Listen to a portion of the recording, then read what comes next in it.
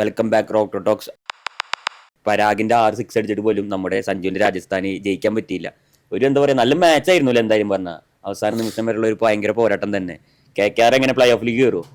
KKRന്റെ നിലവിലത്തെ ഒരു അടുത്ത 2 മാച്ചസ് അത് ഒന്ന് CSK അതുപോലെ SRH ഒക്കെ ആയിട്ടാണ്, പിന്നെ RCB ആയിട്ടാണ്. അപ്പോൾ KKRന് ഒരു ചാൻസും നിലവിലുണ്ട്. എനിവേ നമുക്ക് ഇന്നലത്തെ മത്സരത്തിലോട്ട് വരാം. വളരെ ത്രില്ലിംഗ് ആയിട്ടുള്ള 2 മത്സരങ്ങൾ. അതിൽ ആദ്യത്തെ മത്സരം KKR രാജസ്ഥാനും. അപ്പോൾ KKRന്റെ ടീം നമുക്ക് എപ്പോഴും പറയാനുള്ള കാര്യമാണ്, നല്ല ബാറ്റേഴ്സ് ഉണ്ട്, നല്ല ബാറ്റ്സ്മാൻമാരുണ്ട്, നല്ല ബാറ്റിംഗ് സ്ട്രെങ്ത് ഉണ്ട്. പക്ഷേ സ്റ്റിൽ അത് യൂട്ടിലൈസ് ചെയ്തിട്ടില്ല, അല്ലെങ്കിൽ അത് വർക്കായിട്ടില്ല ഒരു കളിയിൽ പോലും. ഇന്നലെ അത്യാവശ്യം നല്ല രീതിക്ക് എല്ലാ ബാറ്റ്സ്മാൻമാരും, നമുക്ക് നരയൻ മാത്രമാണ് ഇന്നലെ വലിയൊരു സ്കോർ കണ്ടെത്താതിരുന്നത്.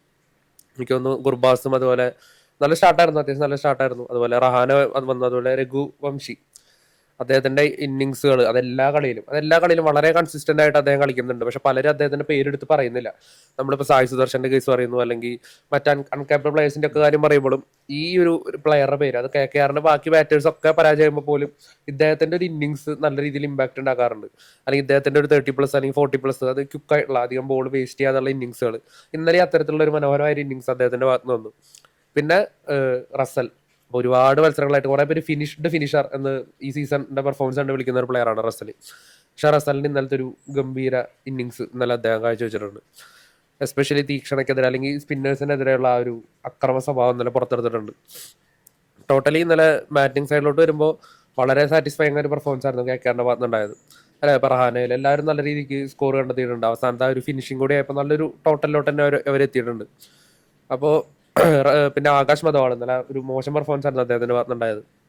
ടോട്ടലി നോക്കുകയാണെങ്കിൽ KKRന്റെ ഒരു ബാറ്റിംഗ് സ്ട്രെങ്ത് ഇന്നലെ എന്താണ് എന്ന് എതിർ ടീമും അല്ലെങ്കിൽ ആൾക്കാരും കണ്ടു എന്നുള്ളതാണ്. ഇന്നലെ ഈഡൻ ഗാർഡൻസിലായിരുന്നു മത്സരം. അപ്പോൾ 206 എന്ന് പറയുന്ന ഒരു സ്കോർ അത്യാവശ്യം നല്ല സ്കോർ ആണെങ്കിൽ പോലും ചെയ്ത് തീർക്കാവുന്ന ഒരു സ്കോറാണ് ഈഡൻ ഗാർഡൻസിൽ.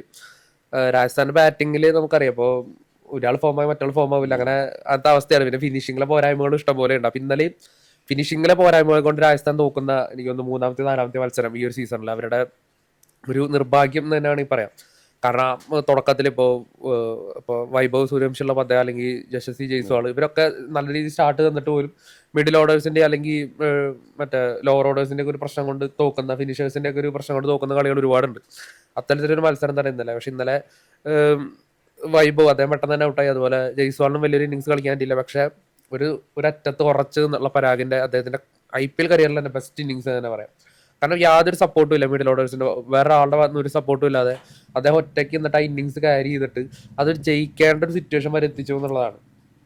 പക്ഷെ ഇപ്പൊ ഇന്നലെയും നമുക്ക് ഒരു എന്താണ് രാജസ്ഥാനെ സത്യം പറഞ്ഞാൽ ഇന്നലെ തോൽവിയിലോട്ട് എത്തിച്ചത് ഹെറ്റ്മയറിന്റെ ആ ഒരു സ്ലോ ഇന്നിങ്സ് ആണെന്ന് വേണമെങ്കിൽ പറയാം. 23 പന്തുകളോളം അദ്ദേഹം ഫേസ് ചെയ്തിട്ട് ആരുമായിട്ടൊരു കോൺട്രിബ്യൂഷൻ അദ്ദേഹം നടത്തിയിട്ടില്ല.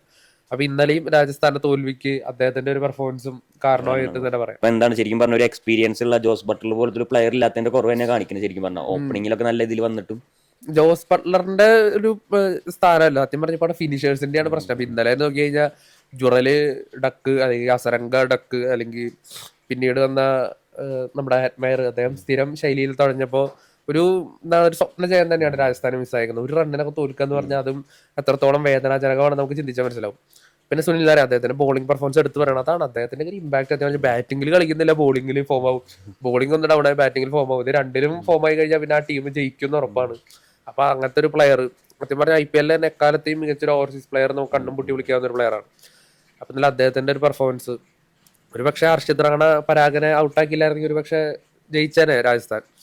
റാത്തോർ എന്ന് പറയുന്ന ഒരു പുതിയ പ്ലെയറും ഇന്നലെ രാജസ്ഥാൻ മിഡിൽ ഓർഡറിൽ കളിച്ചിരുന്നത് യങ്സ്റ്റർ ആണ്. പക്ഷെ അതും വർക്കായില്ല, അദ്ദേഹം ഡക്കിലാണ് ഔട്ടായത്. പക്ഷെ ഇന്നലെ സത്യം പറഞ്ഞ ഒരു പരാഗന്റെ 1-man ഷോ ഒന്നല്ല. KKR ടീമും സത്യം പറഞ്ഞാൽ അവരുടെ തോൽവി ഭയന്നുണ്ടാവും അദ്ദേഹം ക്രീസിലുള്ള സമയം. കാരണം കാര്യമായിട്ടുള്ളൊരു സപ്പോർട്ട് അപ്പുറത്തുനിന്നില്ല. മിഡിൽ ഓർഡേഴ്സ് ഒക്കെ ഡക്കിലും 10 റണ്ണിലൊക്കെ ഔട്ടായി പോകുന്ന സാഹചര്യത്തിൽ അദ്ദേഹം ഒരു എൻഡിൽ ശക്തമായിട്ട് നിലനിന്ന് അത്യാവശ്യം ഗംഭീരമായിട്ട് തന്നെയാണ് ഇന്നലെ കളിച്ചത്. അതിലും മോയിൻ അലിക്കെതിരെയും ചക്രവർത്തിക്കെതിരെ ഒരുമിച്ച് കൺസ്യൂട്ടീവ് ആയിട്ട് 6 സിക്സ്, അവരുടെ മോയിൻ അലിയുടെ 5 ബോളിലും അതുപോലെ തന്നെ ചക്രവർത്തിയുടെ ആദ്യത്തെ ബോളിലും ആ 6 സിക്സ്, ആ ഒരു ഇന്നിങ്സിന്റെ ആ ഒരു വേഗത കൂട്ടി ആ റൺ റേറ്റ് കീപ്പ് ചെയ്ത് പോകാനായിട്ട് ഇന്നലെ പരാഗൻ ഇന്നിങ്സ് നല്ല രീതിയിൽ സഹായിച്ചിട്ടുണ്ട്. എന്തായാലും ആ ഒരു ഇന്നിങ്സ്, ഇത്രയും മനോഹരമായിട്ടുള്ള ഒരു ഇന്നിങ്സ്, അത് ഒരു വിജയത്തിലോട്ട് കൺവേർട്ട് ചെയ്യാനായിട്ട് അദ്ദേഹത്തിന് സാധിച്ചില്ല, അല്ലെങ്കിൽ അദ്ദേഹത്തിന്റെ ടീമിലെ ബാക്കി പ്ലേയേഴ്സിന് ആ ഒരു വിജയം കൊടുക്കാനായിട്ട് സാധിച്ചില്ല എന്ന് പറയുന്ന ഒരു ദുഃഖകരമായിട്ടുള്ള കാര്യം തന്നെയാണ്.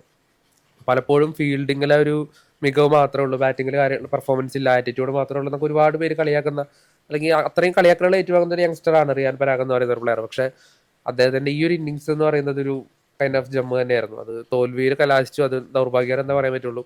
കഴിഞ്ഞൊരു 3 ദിവസങ്ങളായിട്ട് പ്രഭ് സിമ്രാൻ ആയാലും ആയുഷ് മാത്ര ആയാലും അതുപോലെ തന്നെ റിയാൻ പരാഗ് ആയാലും ഈ 3 യങ്സ്റ്റേഴ്സ് അവരെ 90+ സ്കോറിൽ അവർ പുറത്താവുന്നു. അതും ഒരു കൈൻഡ് ഓഫ് വണ്ടർഫുൾ ഇന്നിങ്സുകളിൽ അതൊന്നും ഇപ്പോൾ പ്രഭ് സിമ്രാനെ ഒഴിച്ച് ബാക്കി രണ്ടും വിജയത്തിലോട്ടും കൺവേർട്ട് ആവുന്നില്ല. എന്തായാലും പരാഗിന്റെ ഒരു ഇന്നിങ്സ് എന്നും ഓർക്കപ്പെടും. അദ്ദേഹത്തിന്റെ കരിയറിൽ തന്നെ one of the best innings ആയിട്ട് തന്നെ. അപ്പൊ എന്തായാലും ദ്രാവിഡ് ബുക്കിൽ കുറച്ച് വെക്കുന്നുണ്ട്. അപ്പൊ അടുത്ത കൊല്ലത്തിന് അത് ഉപകരിക്കുമെന്ന് വിചാരിക്കുന്നു അല്ലേ? ആ ബുക്ക് കഴിഞ്ഞ അടുത്തെടുക്കാം. അപ്പൊ നമ്മുടെ വീഡിയോനെ പറ്റിയുള്ള എന്തെങ്കിലും അഭിപ്രായങ്ങൾ അതൊക്കെ കമന്റ് ആയിട്ട് ഇടുക. അതുപോലെ നമ്മളൊരു പ്രൊഡിക്ഷൻ നടത്തുന്നുണ്ട്, അതിന്റെ ലിങ്കും തരാം. അതിൽ നിങ്ങൾ പങ്കെടുക്കുക. ചെറിയ സമ്മാനം അതുപോലെ തന്നെ നമ്മുടെ ടീമിലേക്ക് അവരെ ആഡ് ചെയ്യുന്നതായിരിക്കും.